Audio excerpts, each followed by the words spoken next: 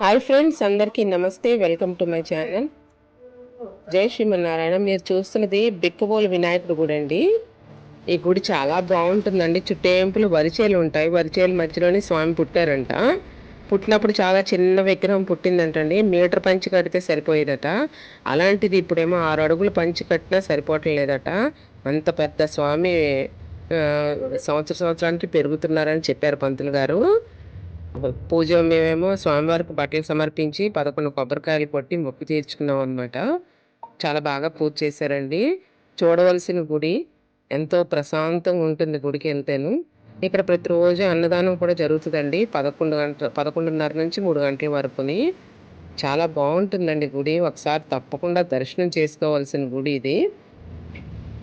ఈ గుడి ఇక్కడ దర్శనం చేసుకొని, ఇక్కడ ప్రసాదాలు అవి తీసుకొని, అక్కడ కూడా స్వామివారి గుడి ఎదురుగుంటాను శివ శివలింగాలు, తర్వాత కుమారస్వామివి అన్నీ ఉన్నాయి. అక్కడ కూడా దీపాలు వెలిగించాము. ఇదిగోండి ఇక్కడ ప్రసాదాలు పంచుతున్నారు.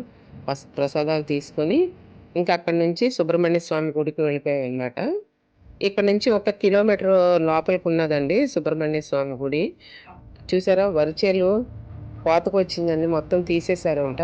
ఇప్పుడు దుక్కి దున్ని ఉన్నారు. మళ్ళీ వేస్తారంట పంట.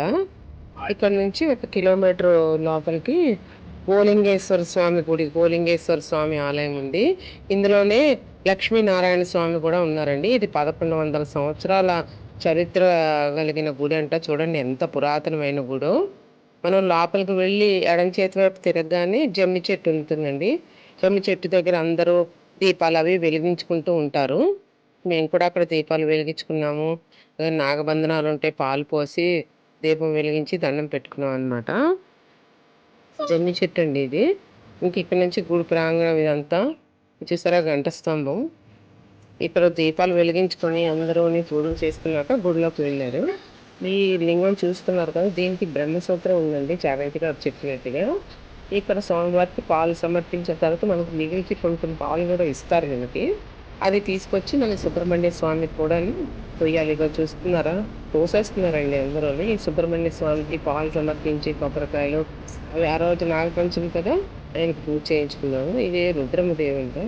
స్వామివారు నాగసర్పం రూపంలో వచ్చి వెళ్తుంటారటండి రాత్రులు. నేను ఇందాక కొంచెం క్లిప్పింగ్ ముందు వెళ్ళిపోయింది కదా, దాని స్వర్ణ కవచ లక్ష్మీనారాయణులు అంట వాళ్ళు. ఆ స్వామిని కూడా దర్శించుకున్నాము. ఇది చూడండి, ఎవరో మొక్కు తీర్చుకోవడానికి అంత నూనె, లీటర్ నూనెలో పెద్ద ఒత్తి వేసి వెలిగించారు. ఇవన్నీ గుడి ప్రాంగణంలో ఉన్న చిన్న చిన్న విగ్రహాలండి. ఎంత బాగుందోనండి గుడి. గుడి మీద ఉన్న శిల్పాలు, శిల్పకళలు చూడటానికి 1100 సంవత్సరాలు అంటే చాలా పాత గుడి కదా. అందరూ ఒకసారి తప్పకుండా దర్శనం చేసుకోవాల్సిన గుడి అండి ఇది. చాలా బాగుంది గుడి. చుట్టేంపులు దర్శనాలు అయిపోయిన తర్వాత ఇక్కడ నుంచి కొంచెం లోపలికి వెళ్తేనేమో మన ద్రాక్షారామం దాటిన తర్వాత కోటిపిల్లి దగ్గరికి గోదావరి తాలూకు కట్ట వస్తుంది అనమాట. గోదావరి పెర్రి వేస్తారు కదండి, దాని నుంచి మనం దాటి అవతలకి వెళ్ళిపోతే అక్కడికి వెళ్ళి ఈజీగా వెళ్ళిపోవచ్చు. కాకపోతే మాకేమైందంటే మేము వెళ్ళేసరికి గోదావరి చాలా ఉధృతిగా ఉండిందని ఫెర్రీ వేయలేదన్నమాట. ఇంకా అక్కడి నుంచి నేను మీకు చూపిస్తాను, చూసారా గోదావరి ఎంత స్పీడ్గా పరిగెడుతుందో. అందుకని గవర్నమెంట్ ఆపేసిందంట. ఇటు నుంచి అవతలకి ఆ కట్టకు అవతలకి దాటేస్తే మనకి ఈజీగా అయినబిల్లి, ముక్తేశ్వరము, తర్వాత అప్పనపల్లి వెళ్ళొచ్చు. కానీ మాకు అలా జరగలేదు. ఇంత ఫాస్ట్గా నీరు ఉన్నదని గవర్నమెంట్ ఆపేసిందంట. నేను తిరిగి వెళ్ళాను. ఇది అప్పనపల్లి గుడి అండి. ఇది గోపురం, గంట స్తంభం. లోపల మాకు వీడియో తీయడానికి వీలు అవ్వలేదు, చెప్పలేదు పర్మిషన్. అయితే బయట నుంచే నేను తీశాను. ఇక్కడ స్వామి 7 సంవత్సరాల వయసు ఉన్నప్పుడు వెంకటేశ్వర స్వామి లాగా కనిపిస్తారు. ఇక్కడ దర్శనమిస్తారు.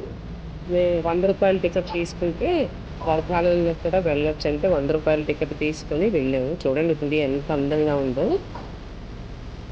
చాలా బాగుంటుందండి. అప్పటికి కూడా భోజనాలు అయితే అద్భుతంగా ఉంటాయి. అసలు భోజనాలు పెట్టే సాంప్రదాయం ఈ గుడిలోనే మొదలైందటండి. అక్కడ నుంచి మేము అక్కడ భోజనాలు చేసి వచ్చేసిన తర్వాత వస్తూ రిటర్న్లోని పిఠాపురం వెళ్ళామన్నమాట. పిఠాపురం చూసారా గయాసురుడు అక్కడ పడుకున్న విగ్రహం ఉంది. ఇక్కడ నుంచి లోపలికెళ్ళి ఇక్కడ కూడా శివాలయం దర్శనం చేసుకున్నాం లోపల. తర్వాత పురుహూతికా దేవిని దర్శనం చేసుకున్నాము. ఇవన్నీ తిరిగి వచ్చామన్నమాట. ఈ వీడియో చాలా లెంగ్తీ అవుతుందని నేను ఇంకా తగ్గించాను. తగ్గించినా ఇంకా లెంగ్తీలానే ఉంది. ఇక్కడ కూడా అన్నదానం, నిత్యాన్నదానం ఉన్నదండి. చూసారా ఎంత రష్‌గా ఉందో. మేము సాయంత్రం ఇక్కడికి వచ్చేసరికి 5:30 అయింది. అవన్నీ దర్శనాలు చేసుకొని వచ్చేసరికి. చాలా లైన్ ఉందండి. అయితే గర్భాలయంలోకి వెళ్ళటానికి రూ. 20 టికెట్ ఇక్కడ. శివాలయంలోకి వెళ్ళటానికి. ఎళ్లి స్వామిని దర్శించుకొని, తర్వాత అమ్మవారిని దర్శించుకొని, అక్కడ కూడాను మన దత్తాత్రేయ స్వామి వెలిసింది కదండీ! దత్తాత్రేయ స్వామిని కూడా దర్శించుకున్నాము. చూసారు కదా దత్తాత్రేయ స్వామిది. చాలా అక్కడ స్వయంభూ దత్తాత్రేయ స్వామి. అక్కడ బోధి చెట్టు, బుద్ధుడు ఇవన్నీ దర్శనం చేసుకొని ఇంకక్కడి నుంచి 6 గంటలు 6:30 అయిందండి ఈ దర్శనాలన్నీ. సాయంత్రం 6:30 అయింది. ఇది సీతారాములు, తర్వాత ఇది ఆదిశంకరాచార్య ఇవన్నీ ఉంటాయండి పిఠాపురంలోని. అయ్యప్ప స్వామి ఇవన్నీ దర్శనం చేసుకొని వచ్చామన్నమాట. నా వీడియో లైక్ చేయండి, షేర్ చేయండి, కామెంట్ చేయండి. ఫ్యామిలీ అండ్ ఫ్రెండ్స్‌కి ఫార్వర్డ్ చేసి చెప్పండి. ఇలాంటి మంచి మంచి వీడియోస్ కోసం నా ఛానల్‌ని సబ్స్క్రైబ్ చేసుకోండి. నా వీడియో చూసినందుకు ధన్యవాదాలండి. Thank you very much. ఇది అప్పనపిల్లిదండి ఇది. లాస్ట్‌లో పెట్టాను నేను. స్వామివారు ఉయ్యాల ఊగుతున్నట్టుగా తీసుకున్నాం మేము. థ్యాంక్ యూ అండి. Thank you very much.